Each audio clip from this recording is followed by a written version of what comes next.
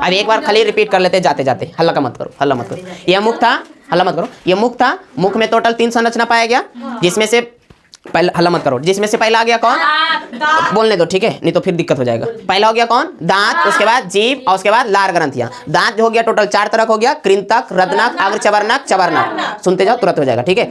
जिसमें से कृंतक की संख्या टोटल 8, रदनक की संख्या 4, अग्रचवर्णक की संख्या 12 और अग्रचवर्णक की संख्या 8 और चवर्णक की संख्या 12। जिसका अग्रचवर्णक और चवर्णक दोनों का काम था पीसने और चबाने का, रदनक का था चीरने और फाड़ने का, कृंतक का हो गया काटने का। यहाँ तक ठीक है। उसके बाद आया था जीभ। जीभ जो होता है तुम्हारा एक प्रकार के मांसल संरचना होता है, जो भोजन में लार को मिलाने का कौन सी करेगा, कार्य कर देता है, और दांतों की इधर उधर घूम करके उसको कौन सी कर देगा, सफाई कर देगा। जीभ के ऊपर जो है रोएदार संरचना पाया जाता है, जिसको बोलते हैं पैपिला ठीक है। ये 3 तरह के हो गया था, फिलीफॉर्म, फंगीफॉर्म और सर्कमबैलेट ठीक है। उसके बाद फिलीफॉर्म जो है उसमें कोई भी स्वाद चखने की क्षमता नहीं होता। उसके बाद आया था कौन, फंगीफॉर्म। फंगीफॉर्म जो होता है साइड साइड पाया जाता है, जिसमें से मीठा, खट्टा और नमकीन स्वाद को चखने की कौन सी होता है, क्षमता होता है। और एक लास्ट था तुम्हारा कौन, सर्कमबैलेट। सर्कमबैलेट जो जीभ के जस्ट पीछे वाले पार्ट में पाया जाता है, जिसका काम होता है कौन सी, बीटर यानी कि कड़वे का वो स्वाद चखता है, यानी तीखा का ठीक है। ये हो गया तुम लोग कौन, जीभ। उसके बाद आया था मुख में जो होता है 3 जोड़ी लार ग्रंथियां पाया जाता है, जिसको बोलते हैं क्या चीज, 3 जोड़ी लार ग्रंथियां, जिससे 1 से 1.5 लीटर लगभग लार निकलेगा, जिस जो 3 तरह के हो गया, पैरोटिड, सबमैंडिबुलर और सबलिंगुअल ठीक है।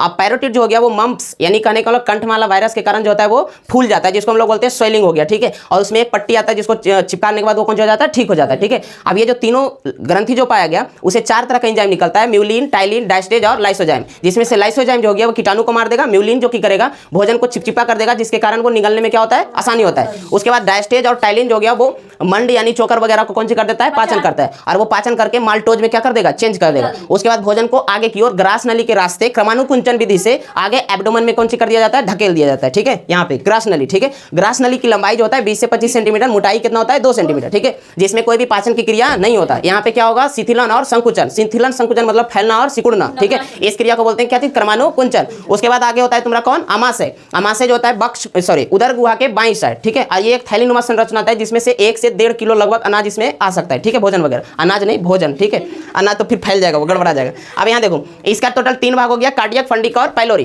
कार्डियक जो हो गया उसमें HCl की मात्रा पाया जाता है, जो भोजन को अम्लीय कर देगा, कीटाणु को मार देगा, भोजन को तोड़ देगा, और इसकी अधिकता से जो होता है अल्सर नामक बीमारी होता है। कभी कभी HCl जब ज्यादा हो गया तो इसमें MgOH का होल ट्वाइस मतलब मिल्क ऑफ मैग्नीशिया को लिया जाता है, जो कि होता है कैसा, क्षारीय।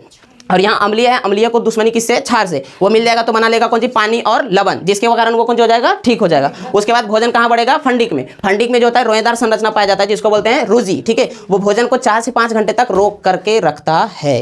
अब हम लोग नेक्स्ट वीडियो में मिलेंगे।